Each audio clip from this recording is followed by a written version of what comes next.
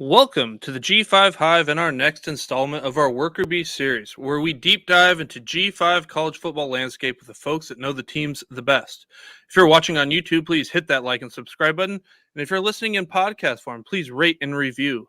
Today we will be taking a look at the Army Black Knights, who finished 6-6 and won the Commander-in-Chief's trophy by virtue of beating both Air Force and Navy in 2023. They wrapped up their 2024 spring practice with their spring game on April 12th. And please welcome to the show our guest, Sal Interdonato, sports writer, podcaster, and editor at Black Knight Nation, where he can be found on X at BK Knight Nation. Welcome to the show, Sal. Thanks for having me, guys. Really appreciate it. All right. Can you tell us a little bit about yourself and what led you to covering Army athletics?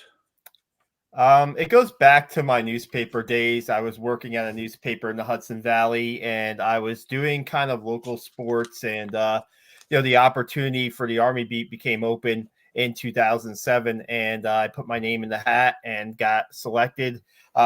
Really appreciate a guy, but my boss was Matt Pepin at the time. He's now the sports editor at the Boston Globe, I believe, and so he picked me to be the beat writer. And I had done some backup work for Army. I've covered an Army Navy game maybe here and there. I covered when our beat writer was doing other things like Yankee playoffs. I was doing Army coverage.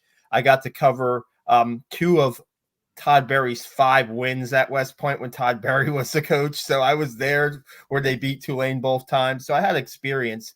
And from there, I was on the beat till 2018. So I spent from 2007 to 2018 on the beat. And then once I left the newspaper business, I started Black Knight Nation. And because I had so much resources, I had so much knowledge, I didn't want it to go to waste. So it's become a hobby of mine since December of 2020. And, we've done podcasts, maybe a little bit more when it was the pandemic than now, but bringing in some the former athletes of West Point and some guys that are playing the NFL too today. And we just balance the coverage out. We have a writer who Seth Mendelson, who covers the lacrosse teams and does the football game stories, while I could do the stuff in the background. I'll focus on recruiting and that kind of stuff. So been doing it for a while, kind of know the team pretty good. You great intro, by the way, guys. When you see guys like Doc Blanchard running the ball, to current day Kanye Udo, to Andre Carter, who's in the NFL, Leo Lowen, who's getting a chance with the Panthers and minicamp coming up. Great intro video. And of course, one of the best fight songs, in college football. Definitely glad you enjoyed it. Can you describe the offensive scheme to our listeners that may not be as familiar with the Army offense? Yeah, well, they're going back to, last year they went to a shotgun offense. They called a gun option, where they took, I would say, 98% of their snaps from the shotgun. They were a triple option offense. They were a kind of a flex bone offense where you have the quarterback under center in the past. Forever they've done it under Jeff Monken. They have a fullback, which they call a B-back, behind the quarterback, and they have 2 slot backs lined up kind of near each tackle, and they'll use a tight end or a wide receiver in their old set. And that's what they're going back to this year more. Last year with the shotgun offense, mixed bag, mostly not so great. There were times where they just couldn't score. There were times where they struggled to move the football. There were times where they tried plays that just didn't work and put them in a hole behind schedule. And you say 6-6 last year, right? And yes, they beat Army and Air Force, but their defense deserved better last year. Their defense played pretty well in games, and they just got let down by their offense, who couldn't score. When you don't score an offensive touchdown in your opener against Louisiana Monroe, not a good sign. Just not a good sign. So Jeff Monken decided what made Army different in the past was their offense and their scheme. So that's what they're going to go back to more this year. You'll still see some plays out of the gun. It'll probably be the opposite this year, where they'll be more out of under center and less out of the shotgun. But they have a quarterback back, Bryson Daly, that showed he can do he was recruited to do the under center stuff, but he showed he could be pretty effective out of the shotgun too. So they'll hope to keep AAC teams guessing once they hit that conference schedule. That's an interesting point you make, because so many teams, most college teams are shotgun based, and those fans always wonder, like, why it was first and goal and you don't line up under center. You're not used to it, right? I guess in your case, where you're a predominantly run based offense, and you're starting, and everyone knows that, and you're starting your offense 5 yards further back. That was a problem last year. Yeah, Big I problem. can see where that would be a problem. Short yardage, and you have a big back like Jacoby Buchanan, who's 260 pounds, who's picked up probably 25 fourth downs in his career, maybe even more, I'm guessing there. And you're lining up 5 yards behind the line of scrimmage, and you're getting stuffed on fourth down or third and short, and then have to settle for field goals. And it just didn't work. It just didn't work. They hired Drew Thatcher, who was at a Division II school before. He came to Army, and he never was a coordinator at an FBS or a coach at I think he had some assistant coaching at New Mexico State. I take that back.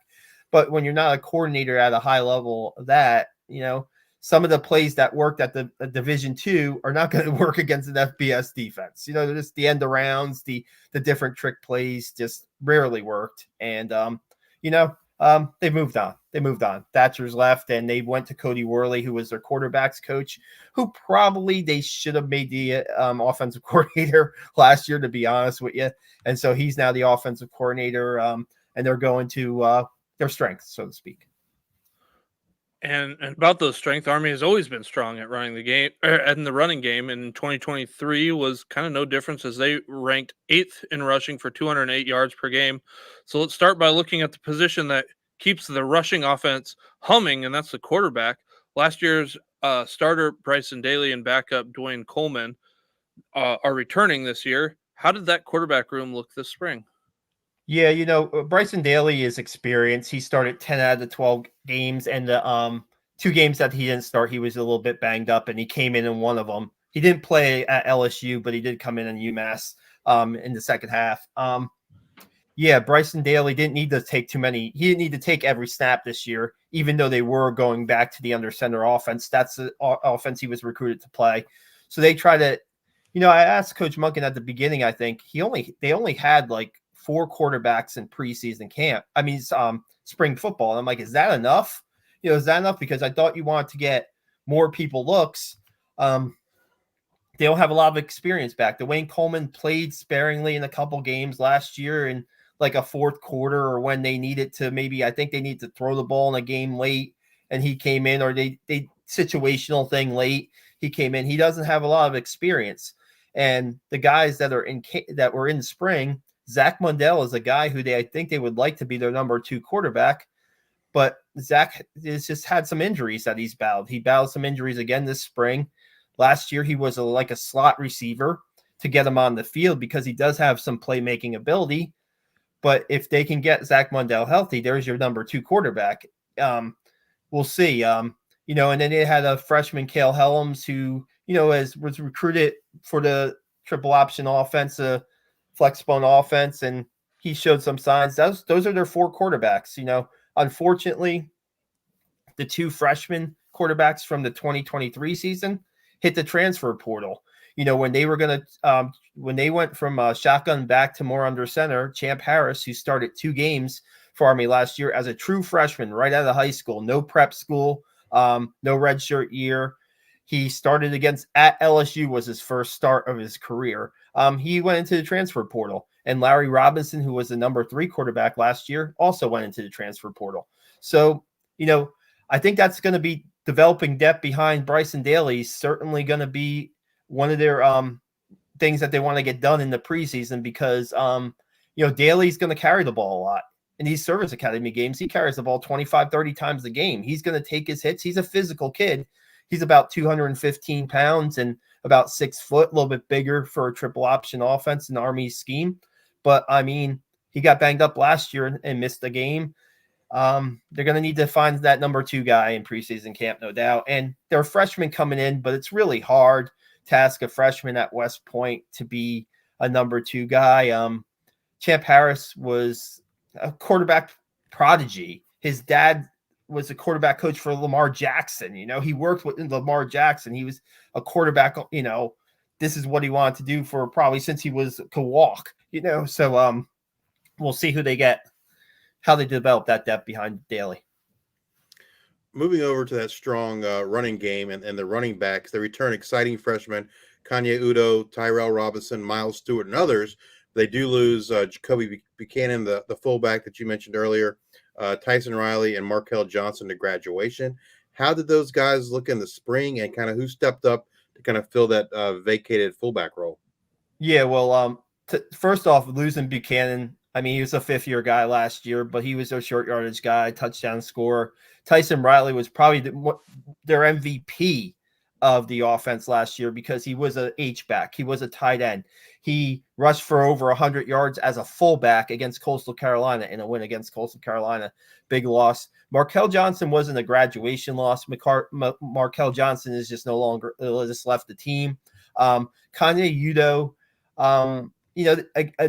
they weren't going to give Kanye Udo 90% of the snaps in the spring. He proven himself. They wanted to keep him healthy, but then he got, according to Coach Monken, he got a little banged up in spring football. So he didn't have to, he didn't really get the majority of the fullback looks. They had AJ Williams, a senior, who's going to be a senior this year.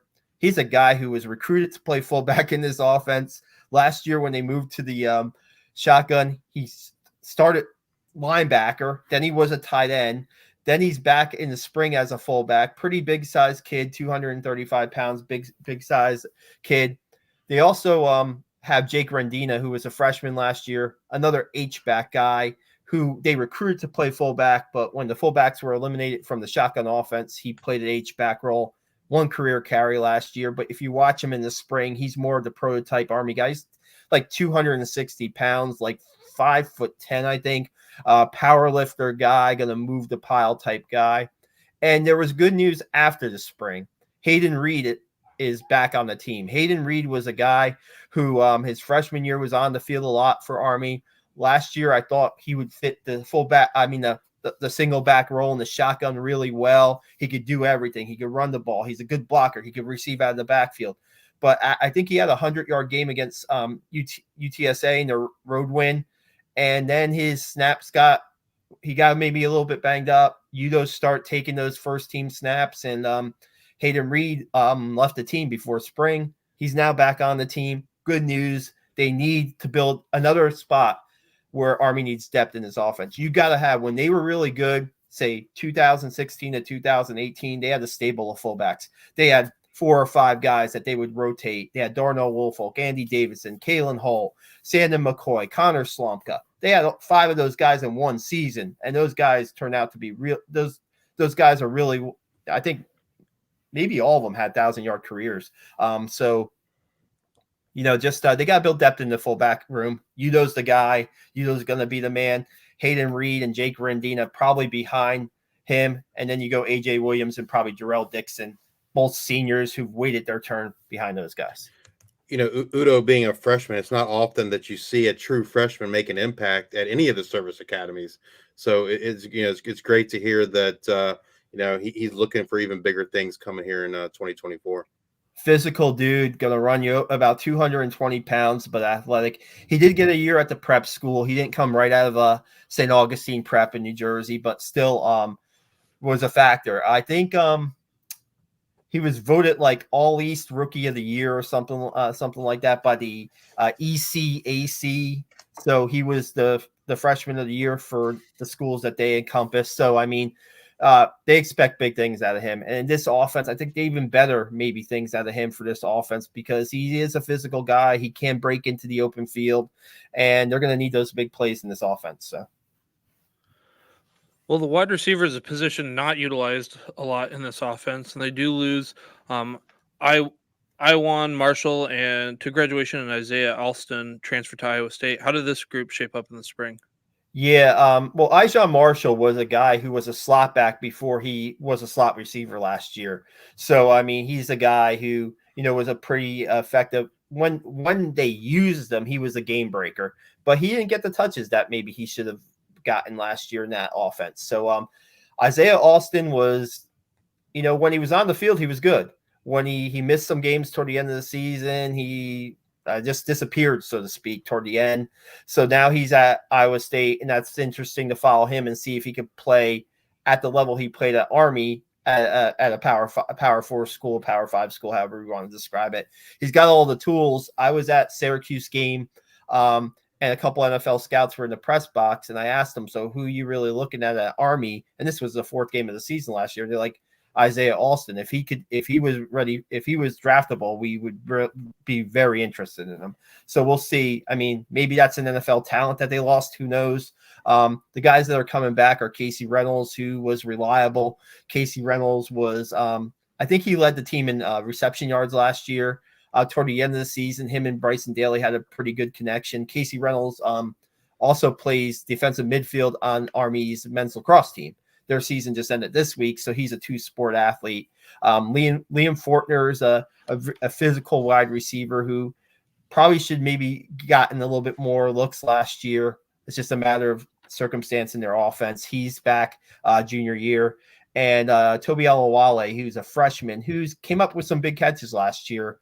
And some, when the ball was thrown at him, he was able to produce. So, I mean, they're not going to throw the ball a lot in this offense. I mean, last year, I think maybe they hit like, say, 10 to 15 times a game. You're probably going to go back to 5 or 10 times a game.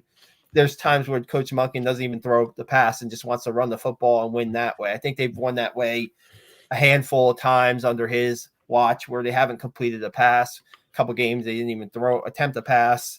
So the wide receivers are there to block. They're there to block first and then catch the ball second, pretty much in this offense.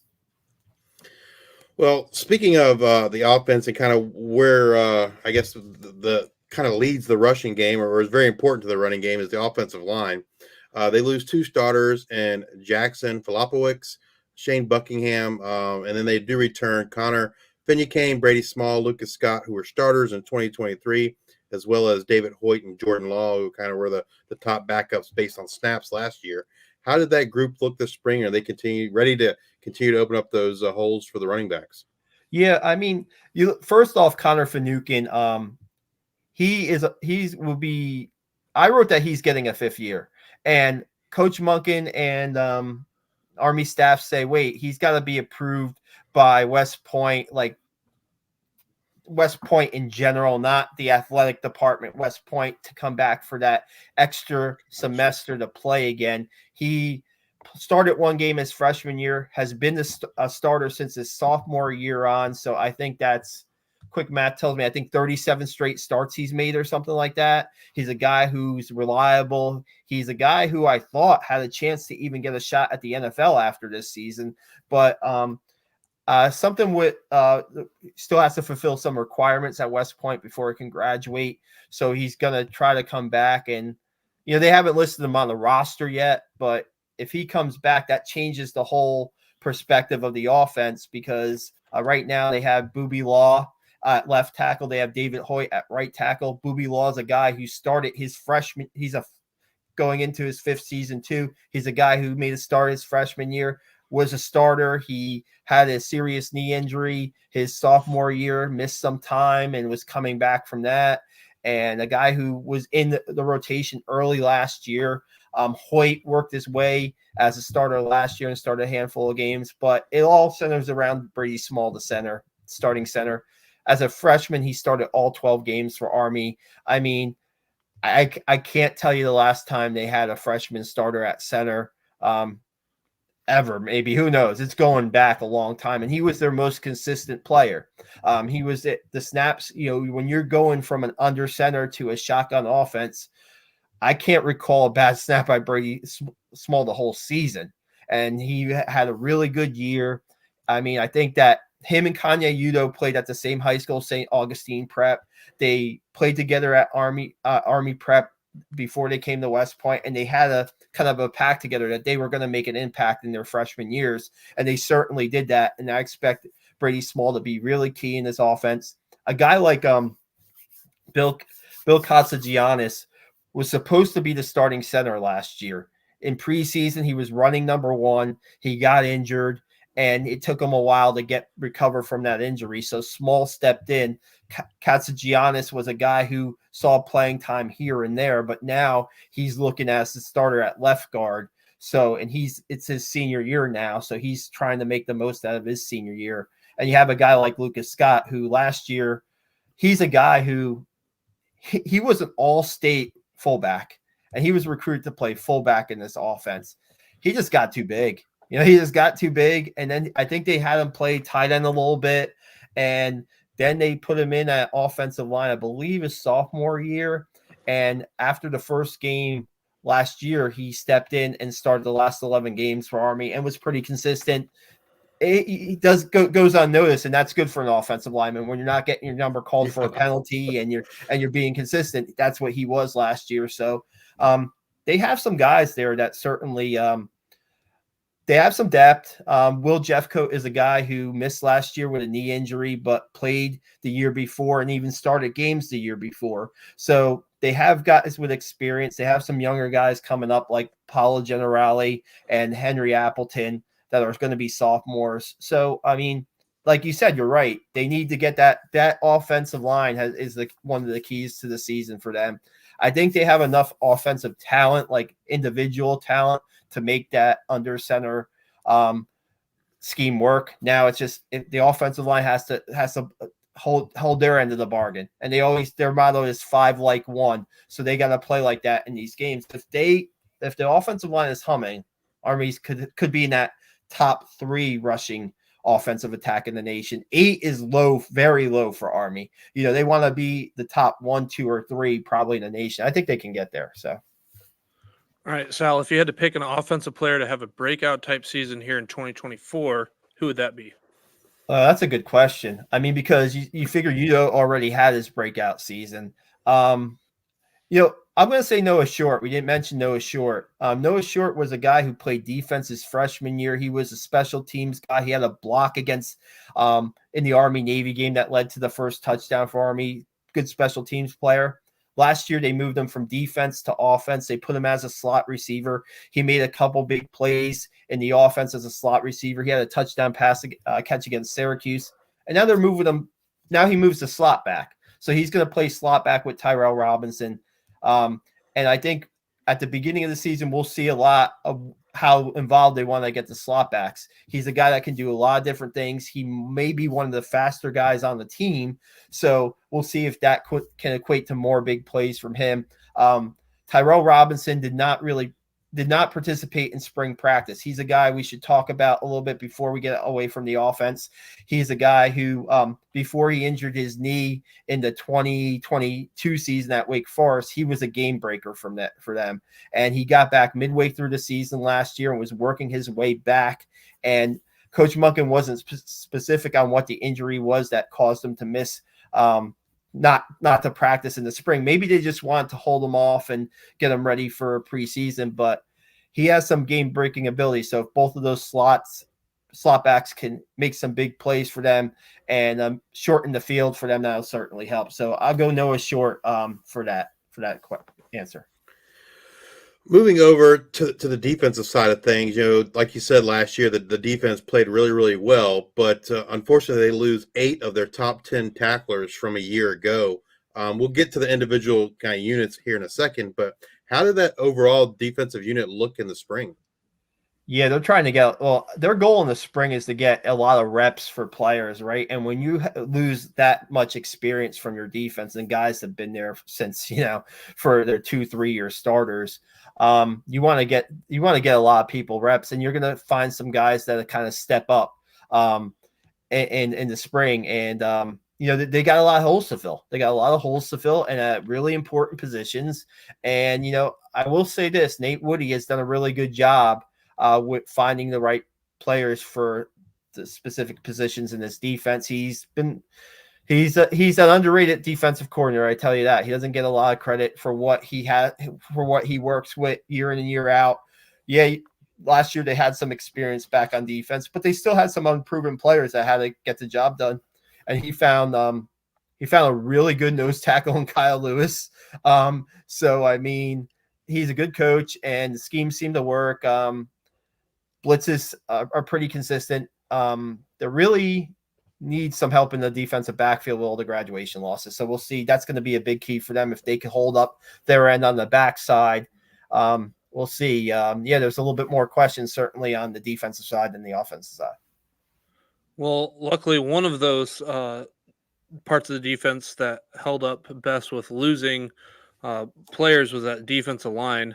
At least in terms of returning production, they do return Kyle Lewis and Jack Latour and Trey Sophia and others. How did that unit look in the spring? And did anyone stand out?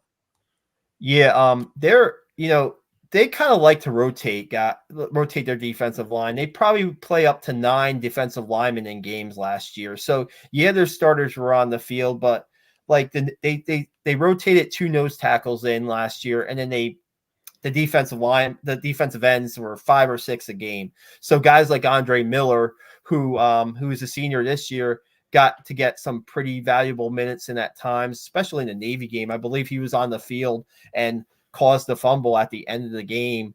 I think the year before he was on the field too and caused the fumble. It was involved at the end of the game too. He's a guy who, he wasn't sure he was going to play football again after last year against Syracuse. He was taken away on a stretcher, friendly fire contact. He was okay. He was released, I think, that night or the next morning. Took him a couple games to get back, but he's a guy definitely who Army fans should look out for this year on the defensive line. Cody Weineker has a really good story. Cody Weineker is probably their number 2 nose tackle right now behind Kyle Lewis. He's a guy who had to leave West Point. His academics weren't great. He had to leave, and he went to serve in the Army for about a year at Fort Drum. And he went through a program where if he did everything that he was supposed to do up there, that he could reapply to West Point. And he reapplied to West Point, and the football team took him in. And last year he saw sparing playing time too. But this year his teammates voted him one of 4 captains for the 2024 season. So that tells you the impact that this guy. It chokes me up a little bit because those stories are like that. You're not going to get them anywhere else in the country. Those stories about Cody Weineker, a guy who, got a second chance, basically, is making the most of it. And for him to be voted captain to lead this team as one of 4 captains. And then he's going to, during the spring game, he's out there with the starting, first team. Kyle Lewis didn't play in the spring game, just holding them out. And he's getting the reps there. He's gotten the reps in the spring. So he's definitely a guy you want to take a look at.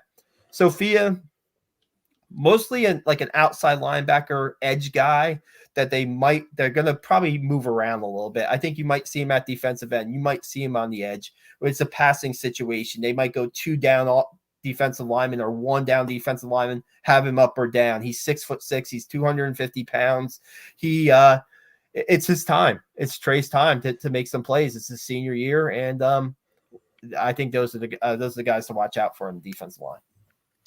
Moving over to the linebackers, they lose their leader and leading tackler, who we talked about earlier and showed some highlights of, Leo Lowen, as well as Jimmy Carlo and Jackson Powell. They do return Caleb Fortner and Brett Garina, among others. How did they look in the spring, and did anyone kind of step up from a leadership standpoint, or even up kind of taking over that Leo Lowen role?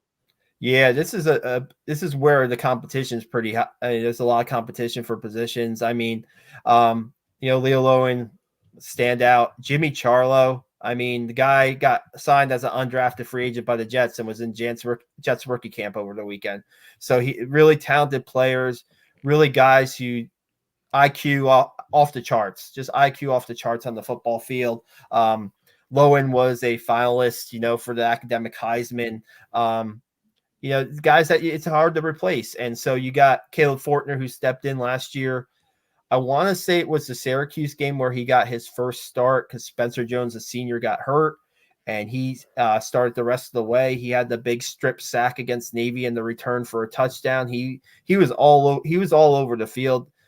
Once he got his feet down, playing inside linebacker alongside Lowen. Now he's the next inside linebacker for Army. They've had a ton of them. You can go back to Monken's days with Andrew King, Jeremy Tiff, James Nautical, Cole Christensen, John Radigan. I'm missing some guys too. Now you have Leo Lowen, and now you have Caleb Fortner. Who's going to play beside Caleb Fortner on the inside? And then Thomas is a guy who was a sophomore, a little banged up last year, got some time. He was running number 1 at the end of spring camp, but Brett Arena's right on his tail. And Brett Arena's a guy who plays on third downs for Army last year as like a kind of pass rush specialist, so to speak. Maybe a little undersized, but a heck of a motor. And he's a guy who's definitely, I could say, has been a guy who stepped up in the leadership role for the linebacking room. He's going to be a senior. So, I mean, he's accepted that responsibility. I mean, on the outside there, they like Eric Ford on the edge. They like Eric Ford on the edge to play like the not the Jimmy Charlo position, the Jackson Powell position as the dog, they call it, where Andre Carter used to play. And they have Casey Larkin, who was a safety last year, that they're moving to Jimmy Charlo's position, which is like a combination line nickelback. It's basically a nickelback nickelback that Casey Larkin, who played in some meaningful snaps, giving him a shot too. They have some talent there. It's just a matter of what the young talent's going to step up, and that's going to be determined in the preseason, some of that stuff. So, to be honest with you, well, talking about Casey Larkin, they do bring back him and Max Didomenic, but this DiDomenico. They do suffer a lot of losses here on this side of the defense. Quindrillin Hammonds, Jabari Moore, Cameron Jones, and Bo Nicholas Paul, all no longer there. Who stepped up in the spring to take over these vacated roles, and how do they look? Yeah, that's some big shoes to fill, especially at cornerback when you lose your top 3 corners and all guys were seniors and all guys were multiple year starters. Jabari Moore, I think, ended up with 57 career starts. He was a 5-year guy. Donovan Platt's a corner that had started his freshman year a little bit when guys were nicked up and banged up. He didn't really get into the mix until later his sophomore year, and he's a guy who has experience. So they're going to ask a lot of Donovan Platt this year in this junior year. And they have a couple other guys who are getting, they just don't have the reps. They're the guys have seen special teams work, but they haven't received time yet in big games. Jaden Mays is a guy who's going to be a sophomore, who's right now the starting corner, and he'll be pushed by Jordan Weaver, who's a junior who played a lot of special teams last year, pretty athletic. A player named Jackson Hammond is a guy that really high on, maybe one of the quickest players on the team. He's going into his sophomore year. He's also a sprinter on the Army track team. And as of this taping today, was a part of the Patriot League winning 4x100 relay team. So, I mean, a guy who has some speed, brings some ball hawking skills to the corner position. I think I'm probably missing one of the other guys coming up too. I'll try to remember him in a second. And safety, Max DiDomenico is one of the, again, good football IQ, always around the ball. Probably one of their best football players, a guy who was recruited as a quarterback, who they moved to safety, and has just been a really good fit for Max. That second position is kind of up for grabs. They have a sophomore, going to be a sophomore, Steve Naduzzi, who played corner as a freshman, saw a snap or two in games, but now they want him to pretty much step up and take that second position, and he'll be battling senior Aaron Bibbins for that spot. So those are two guys to watch for there. It'd be interesting there. I mean, you never know, a freshman might come in and earn at least maybe a backup role behind Max or something like that. Maybe they have some talent coming in to kind of fill the depth on that side, but it's definitely one of their question marks, no doubt. So real quick, I'm sorry, guys. I left out somebody that in that Elo Madozi is a guy who they're really high on as like an edge rusher. He's going to be a sophomore. He's 6'3". He's probably 230 pounds. He's very athletic. Had a sack in a game earlier in the season, his freshman year. He's going to be a guy with Eric Ford to battle for that edge spot. And kind of look for him to be a name to watch out for too. I apologize. His name escaped me. The Army football brain. It's was going on overload. So I apologize for that. Oh, you're good, man. Happens to all of us. If you had to pick a defensive player to kind of have a breakout type season in 2024, and it seems like there's plenty of opportunity for some guys, who would that be? It might be Mendoza, because if they can get they want to get some pass rush off the edge, right? And sometimes the three defensive linemen aren't going to generate. That's not really the kind of they blitz a lot. So the pass rushing is not necessarily the Army defensive lineman's game. It's more like controlling the gaps to set up the blitzes, alleys for the blitzes to work. And if Mendoza can have that burst off the edge and provide some pressure, I think that's going to be key. He's very talented. They're very high on him. So I probably just should have saved my answer. I should have saved my my breakdown of him there. But I mean, he's a guy that they're really high on. So I expect him to really do some good things this year. So now that spring practice is over, which position groups do you think are the most concerning right now, or one group, or multiple? Yeah, I think. Well, we didn't talk about special teams, and so I'm gonna just say kicking is concerning right now. They lost Quinn Moretsky, who was really, really good last year. He was really, really clutch in the Service Academy games. They lost Cole Talley, who was their kickoff specialist and a senior. So they're gonna have their first kicker not named Cole Talley or Quinn Moretsky since the 2018 season, because Cole Talley was a 5-year guy. So I mean, to be honest, guys, it didn't look good in the spring game. It didn't look good at all. They had a kick block. They missed a short one. I think that's got to be made in games. I know it's a spring game, but God, you got to make those inside the 35-yarders. And so it's going to be interesting to see what kind of competition comes out of there. I think that's the most concerning to me. I just don't know. Trey Granati's the number one kicker out of camp. He's going to be a senior. He's been waiting for his chance behind Talley and Moretsky. So we'll see if there's always going to be the kicking competition in the preseason, no matter what. That's how Army and Jeff Monken and Sean Saturnio do it. It's going to come down to there's Anderson Britton there. There's Charlie Barnett there. They have a couple. They had a freshman, Carlos Alvarado, who went into the transfer portal. I think he might have made a kick in the spring game. I'm not sure. I mean, he looked okay in the spring game, but I guess he hit the transfer portal. So, yeah, and punting was inconsistent last year. I mean, it just was not good. Cooper Allen did not have a good year. I think he averaged somewhere between 37 and 38 yards a punt. There were punts that just they didn't go far enough. I'll just leave it at that.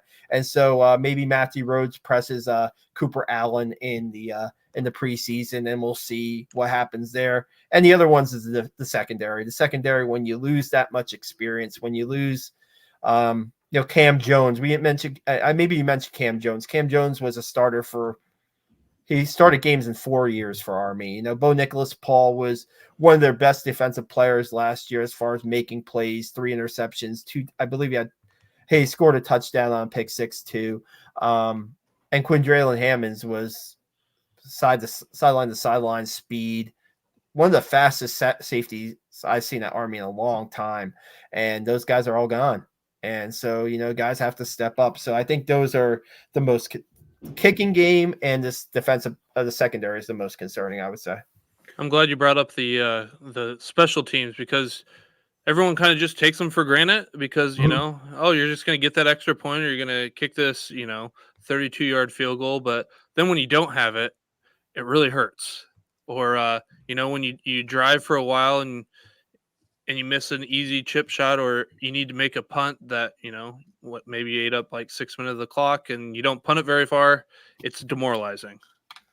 Yeah, no doubt. And they have a great special teams coach in Sean Saturnio. He's considered one of the best in the nation. So, and they get after punts, they block punts. I think I know they had a couple toward the end of the year. Mendoza scooped up one and scored a touchdown last year on a punt. I think the last 2 years they blocked a punt against Navy.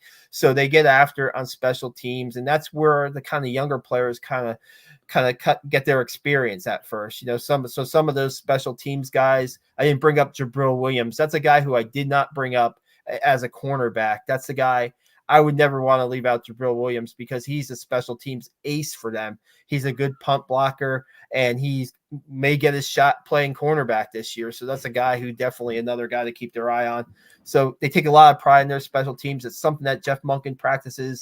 I think the first 3 or 4 periods of the day are special teams and Army practices. So yeah, they get after it there. So they're going to determine some games maybe in with this Army schedule coming up. So we kind of talked about the concerning positions. What would you say is the main strength of this team?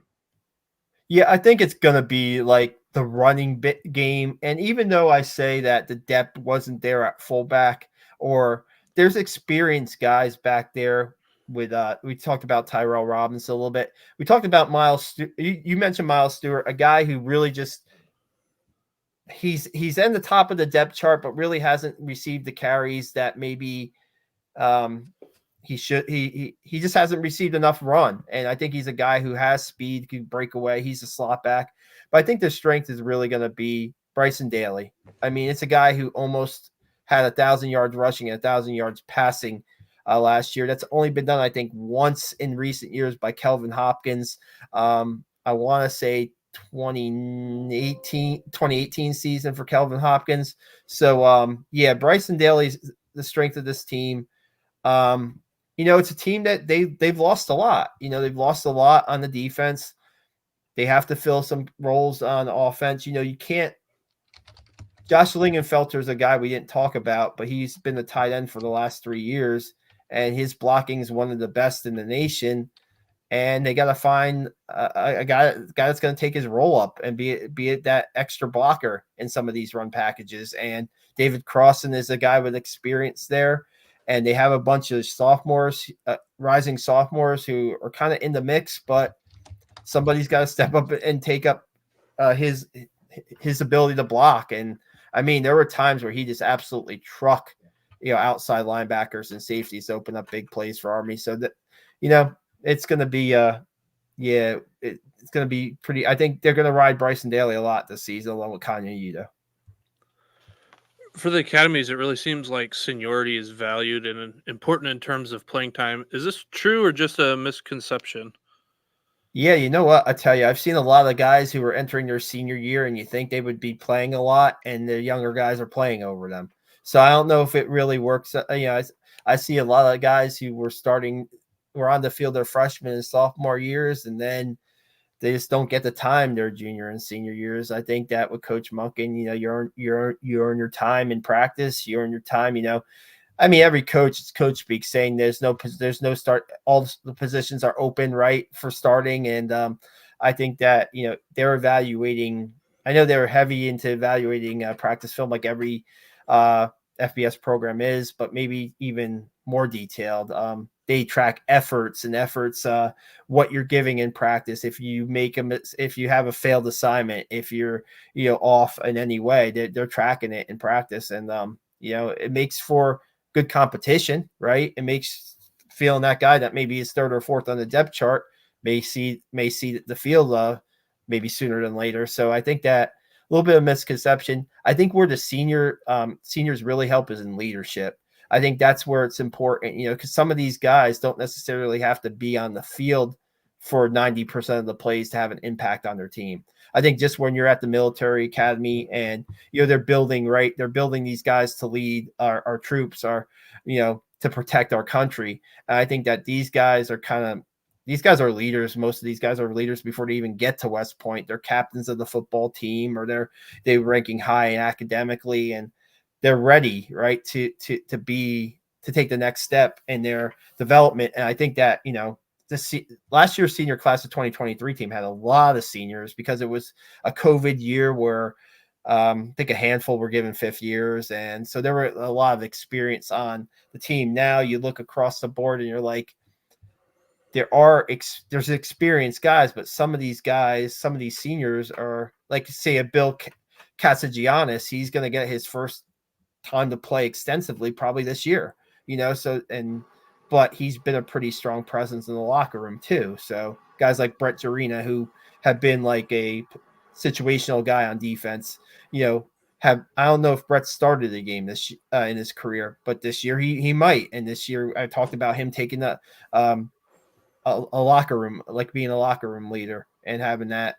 His dad was a quarterback at West Point. He knows what it's all about, Joe. His dad, Joe, was a quarterback at West Point. He knows what it's all about. So it's a little different at service academies. One thing I've heard you mention, which is kind of interesting, based from our other conversations, like we had like with Air Force, for instance. It seems like Army, I don't know what the right word is, but they're more generous in terms of if guys have a year of eligibility, there's a possibility they can play again. Mm-hmm. Whereas it seems like Air Force, like you got 4 years to play 4 years, and that's it. Well, not necessarily true. Not Okay. necessarily true, because that COVID year, they sat out half their team the COVID year and brought them back the next year. So that's not necessarily true with Air Force. I mean, they sat out half of their team that year. I'm just thinking like a guy like Brad Roberts. Like technically, he had another year of eligibility left, right? But he didn't, to my knowledge, and we didn't ask the Air Force guys this, but he didn't. He wasn't offered another year to come back. I mean, to be honest, in my time as beat writer going way back, say you missed a season due to injury, like you tore your ACL, and as long as you didn't play it was 4 games, right? As long as you didn't play less than 4 games, you were kind of sent home for a semester. Say the following spring, you were sent home for a semester, and then you would have that academic semester to repeat for your 5th year of football. Gotcha. Okay. They would do that. I'm not going to sugarcoat it. When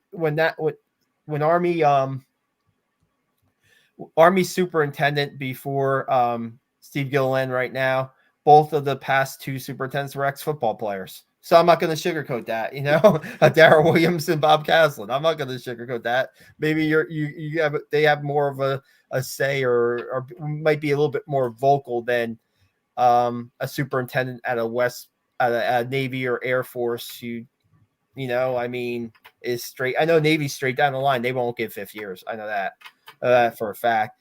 I think that Air Force is giving the 5th year here and there. They have. It just seemed like, in our conversation, it just seemed like Army was a little more. Well, I don't know use the word generous, but nothing on the record that I've ever received. But I have a feeling the Army goes to whoever their superintendent or goes to, I don't think they go as high as the Department of Defense, but I think they say, look what Air Force did in 2020. They set out half their team. So therefore they were giving COVID cadets an extra year. That's what, and some of it might be, honestly, they're turnbacks at West Point, right? They're turnbacks where you struggle academically. You're not going to graduate on time. You're not going to graduate that May of your 4th year. You may graduate in the summer. You may have to take courses in the summer, and you may graduate the next semester. They turn back some. They not just turn back athletes. They turn back cadets. I mean, I think that usually in the summertime or in the wintertime, they might have a group of like say 10 to 15 cadets that graduate after their quote due date. So, I mean, I think you see a lot in education. You're trying to get the students through, so to speak, and with their degrees. And at West Point, they're not a lot of them are turning pro, so they're going out and they're leading. They're going out to serve our country, so they want to get them prepared and ready for that too. So, when it comes to the NIL and transfer portal, the impacts at Army probably a little bit different than more of your traditional schools. Can you share us what those impacts have been at Army? Yeah, I mean, well, the transfer portal goes only one way pretty much at Army. It goes out. It doesn't come in. I mean, they do have one guy on their roster, Kyle Kloska. He came in last year.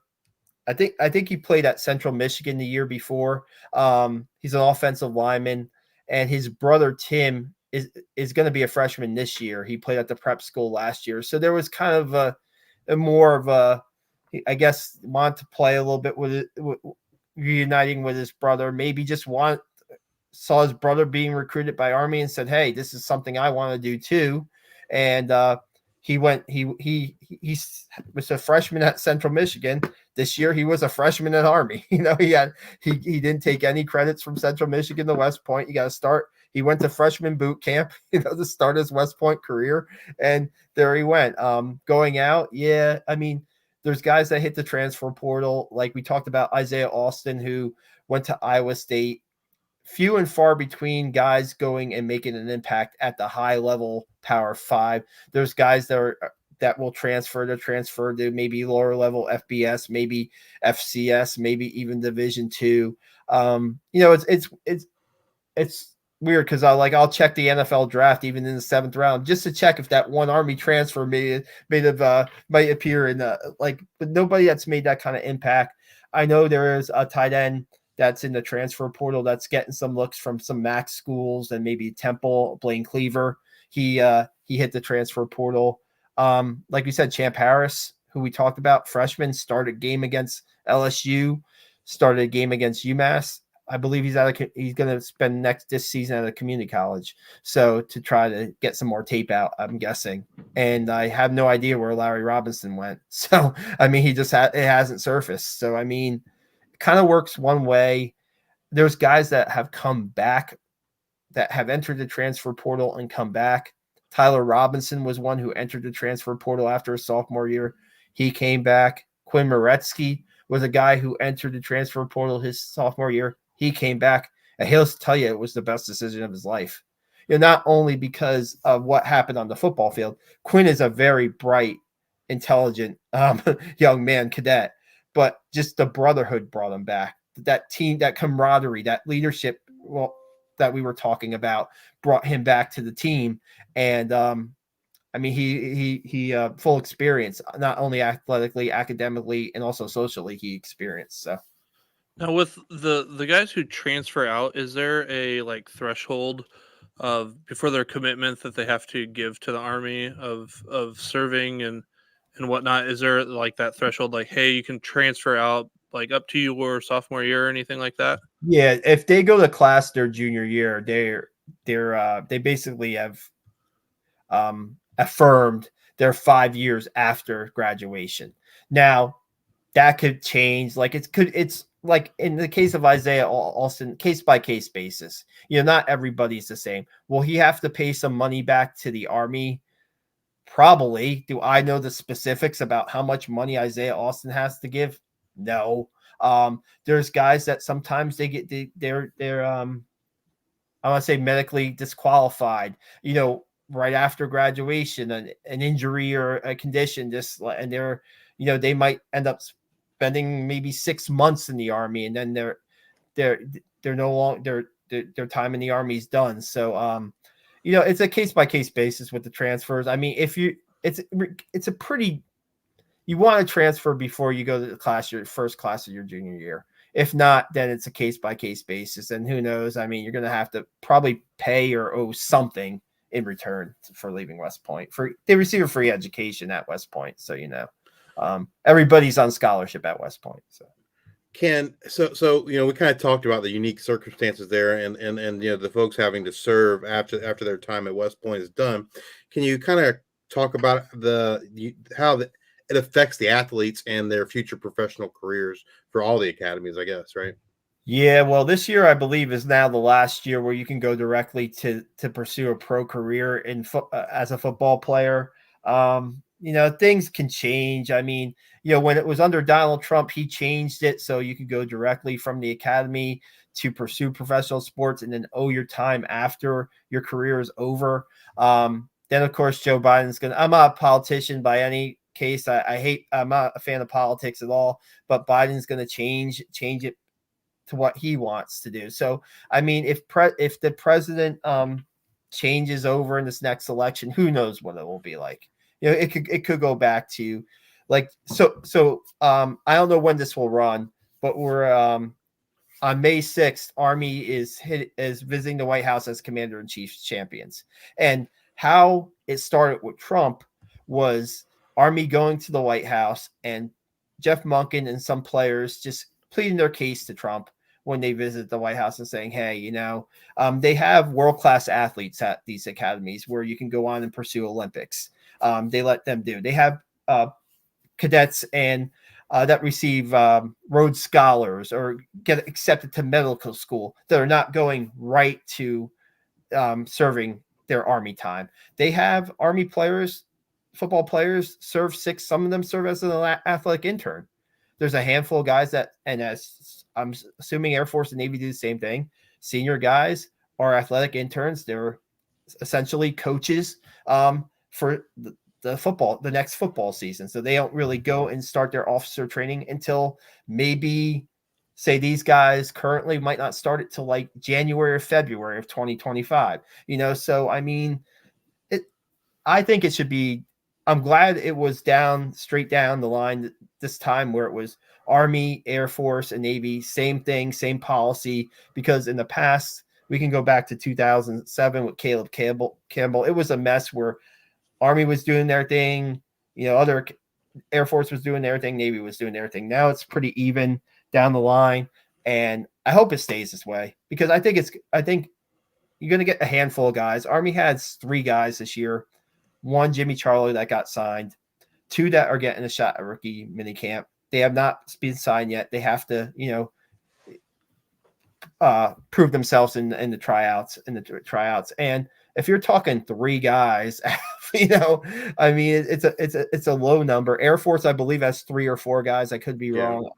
And they had 1 get drafted, and I think 2 signed UDFAs. Yeah, so you're 6. I don't know if Navy had anybody. I could be wrong. I don't think they did. Think so either. So that's 6 out of the 3 teams in 1 year. I mean, I think the good outweighs them being out there, putting out the Army Air Force name is good publicity and good for recruiting, I would think, because I know that these guys who are out there now, guys like John Radigan, who plays for the Seahawks, guys like Cole Christensen, who played for the Chiefs, who won his 2nd Super Bowl ring this year for the Chiefs. They're out there doing some good things when they're playing football. They're doing stuff in the community. They're big community guys. They're not just playing football, right? They're giving back. And that kind of, the name of Army is attached to them. So I think that, Elijah Riley's another guy that's out there too. I mean, these guys they're great examples of what you can do after West Point. And now it could change the recruiting for the academies now, because now you can't put out there, hey, you have a future playing, in the pros. Now is, now you got, if they go back to the old way, it's 2 years after graduation. And that's really hard to stay in shape for 2 years after graduation. I'm marveled at the past Army guys that did it, like an Ali Villanueva, who went out and served in Afghanistan and then came back and went to a rookie mini camp and, eventually worked his way to being one of the top left tackles in football, protecting Ben Roethlisberger's blind side. He was carrying soldiers out of Afghanistan under heavy fire during his serving time, and guys like that, like Josh McNary, and Colin Mooney, who had to earn their way through like the local tryout camp, just with a bunch of, not a team camp, just I marveled at those guys. Now you can go to a rookie mini camp. You have Army's had NFL pro days, where they had last year Andre Carter. I mean, God, I think every team pretty much showed up for Andre Carter's pro day. This year, I think they had 8 to 10 teams show up for the pro day. I don't know if they're going to have pro days anymore if you can't go directly to, the pros and pursue. I think you might still get a case-by-case basis, and it depends on your chain of command too, because that's in the past before this go directly. It had to be approved through your chain of command, depending on how your chain of command looked at the waiver papers. You might get a shot. Like after you get in the tryout, it's another story to stay in camp. You have to have a signed contract no matter what. You have to have, you have to have a pro contract to do it. So, all right, Sal, 2024 season has come to an end. The dust has settled. How would you define success for Army in 2024? Yeah, defending the Commander-in-Chief's trophy is certainly on the list. It's probably top on their list. I mean, last year, man, I thought it was Air Force's year, to be honest with you. They were rolling, and Army just laid the hammer down on them. I mean, there's no other way to put it. 23-3. I mean, so I think it's the Commander-in-Chief's trophy. You'll win the Commander-in-Chief's trophy. Army fans are pretty high on their chances in the first season of the AAC, even talking like AAC championship game in their first season because of the schedule that they have. I think we got to slow down on that a little bit. We got to see how the defense plays. I think early in the season they have. We'll see in that first game, first AAC game at Florida Atlantic in week 2, and see where the defense is.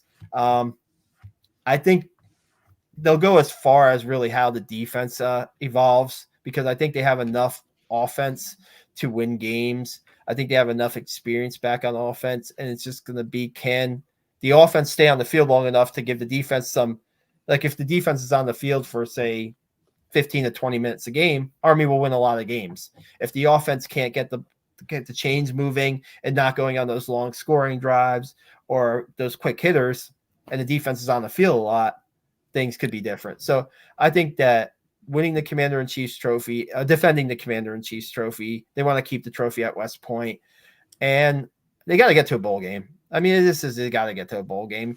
8-0 in the AAC. I don't know. I don't want to make any predictions on that right now, but you got to have a winning record. You got to get to a bowl game. They haven't gotten to a bowl game the last 2 years. They've been 6-6, and like I said, I think last year they deserved a little bit better.